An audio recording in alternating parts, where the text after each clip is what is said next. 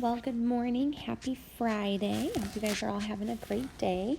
And hopefully you are all able to upload the new chapter 3 packet from Schoology into Notability so you can see the same calendar that I'm looking at right now. We're starting a new chapter today. It's a short chapter. You'll see we're going to take our test a week from Monday. And basically, we're just taking all of the information that we learned in chapter 2, and we're going to be going through a lot of the same steps, but instead of degrees, we're going to be using radians, and then looking at different applications of radians. So today we're just introducing what a radian is, how to convert back and forth between radians and degrees, and then this weekend your homework will be the 3.1 Math Excel assignment. So let's go ahead and get started. All right, so I want to start with this link that I posted in here, and you guys can follow it on your iPad as well. This is actually a really, mathsisfun.com is actually a pretty helpful website if you guys are ever looking for another resource to look through some things.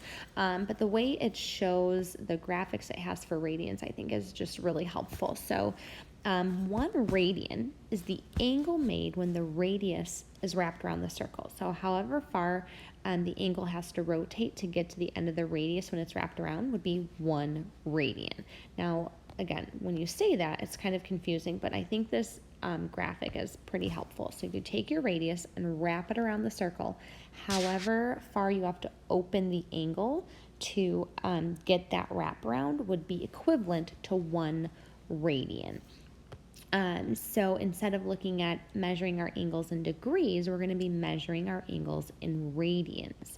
There is a conversion, there is a relationship between radians and degrees that we'll look into in a little bit more detail, but let's just look at this graphic as well. So if we take our unit circle, for example, and we rotate around, we see that it takes 3.1416, and the decimal goes on forever, basically equivalent to pi radians to rotate the same amount as 180 degrees.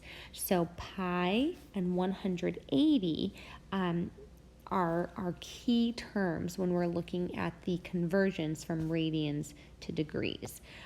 So if we look at this equation here, so pi radians is the same as 180 degrees. So if we were to divide both sides by pi divided by pi is then 1, so 1 radian is equal to 180 divided by pi. And so we get that equation that will help us convert. So we're going to jump back into our notes for a second, but I did want to just show you guys, and feel free to look through. It has a nice chart here that converts the degrees to the radians and then their approximate radian value. And we're going to be using all of these things throughout this chapter. So if you wanted to take a screenshot of this chart and put it in your notes, that would be helpful. But we are going to go through it all together as well.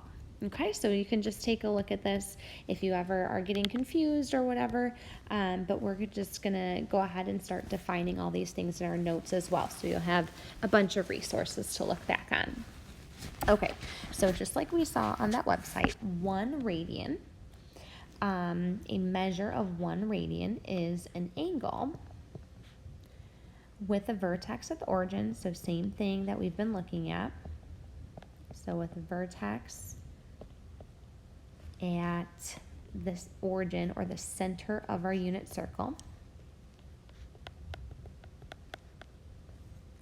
that intercepts, so the angle intercepts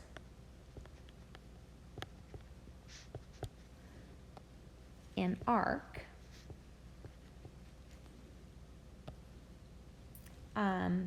that is equal in length to the radius of the circle.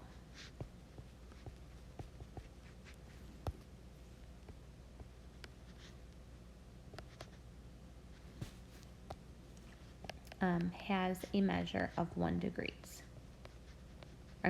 Has a measure of 1 radian.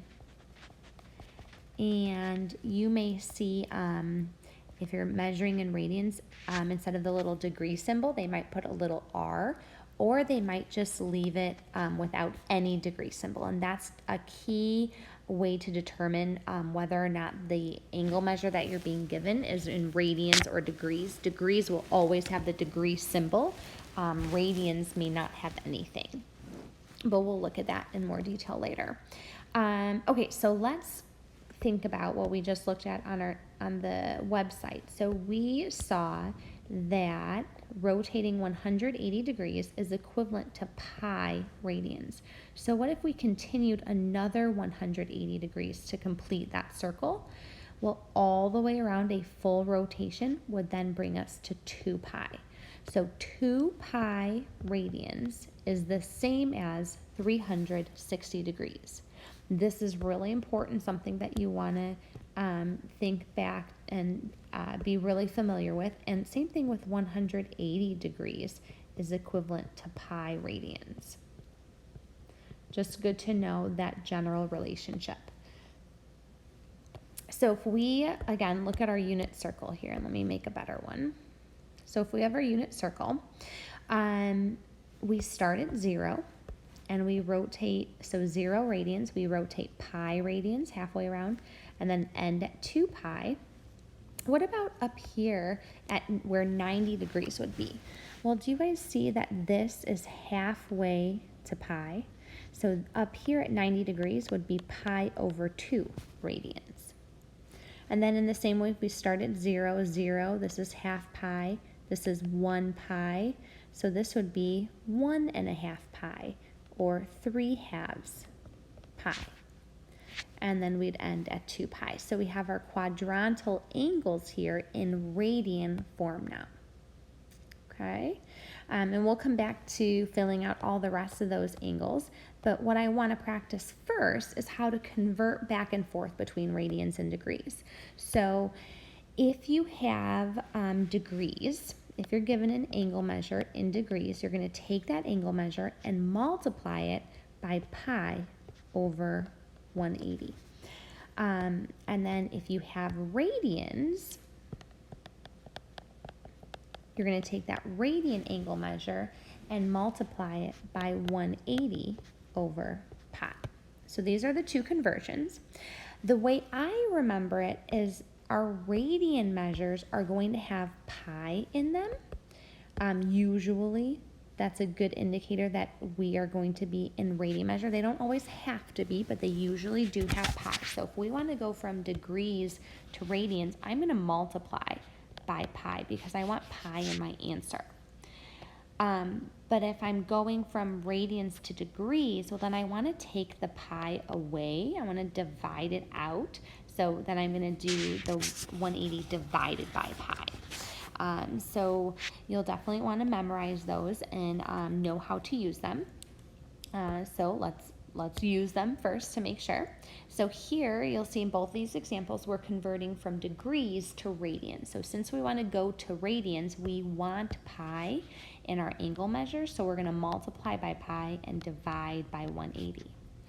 And so we can reduce and kind of use some mental math. You could use your calculator. Definitely what you want to do, so we'll have 45 pi divided by 180.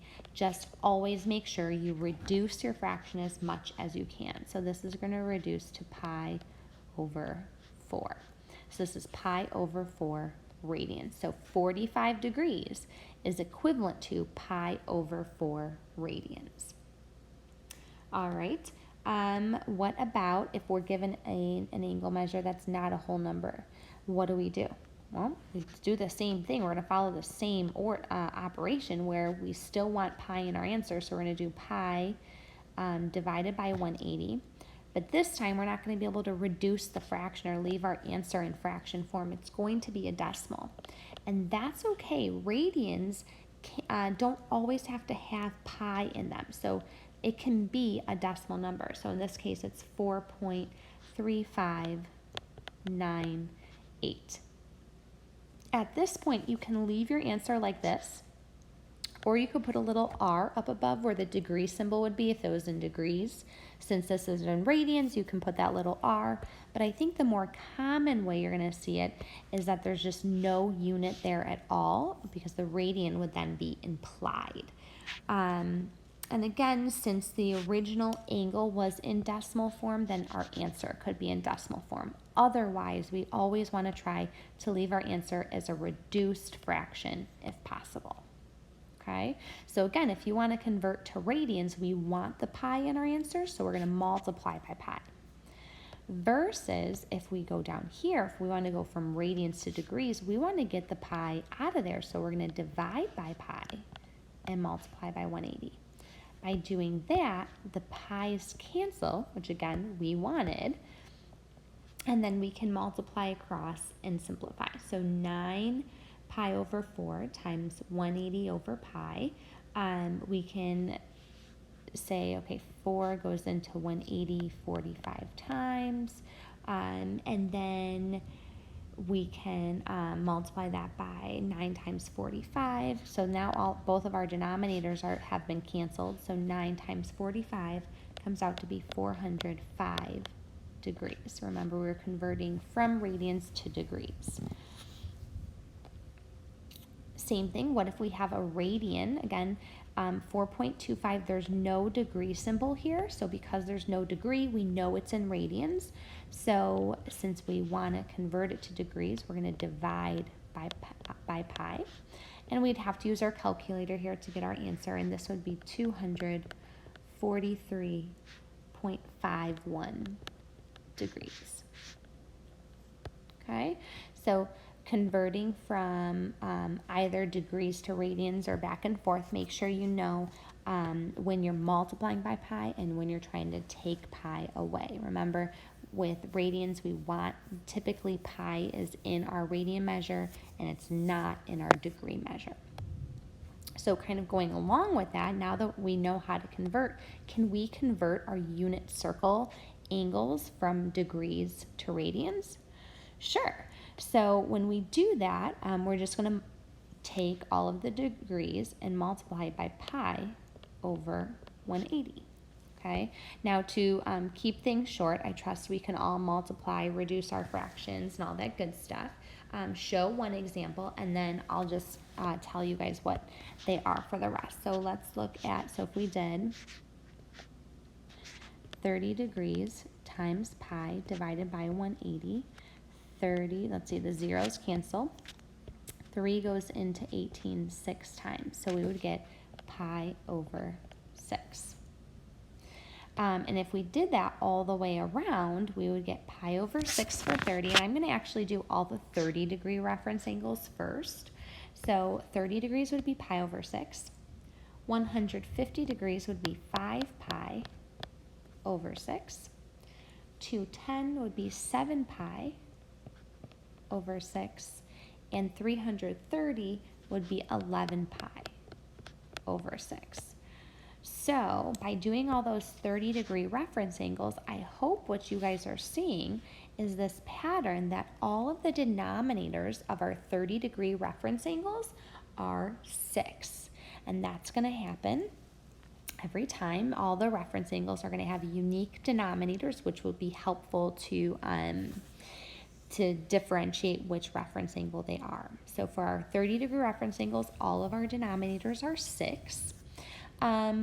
And also, well, I'll come back to that in a second. So let's do our 45-degree reference angles next. So for our 45-degree reference angle, we would do 45 to convert times 180 or times pi over 180. This reduces to pi over 4. So 45-degree reference angle is pi over 4. So if we look at our 45-degree reference angle in the second quadrant, that comes out to be 3 pi over 4. Our 45-degree reference angle in the third quadrant is 5 pi over 4. And then in the fourth quadrant, we have 7 pi over 4. Again, hopefully you're noticing a pattern here with our denominators. With a 45-degree reference angle, all of our denominators are 4. All right.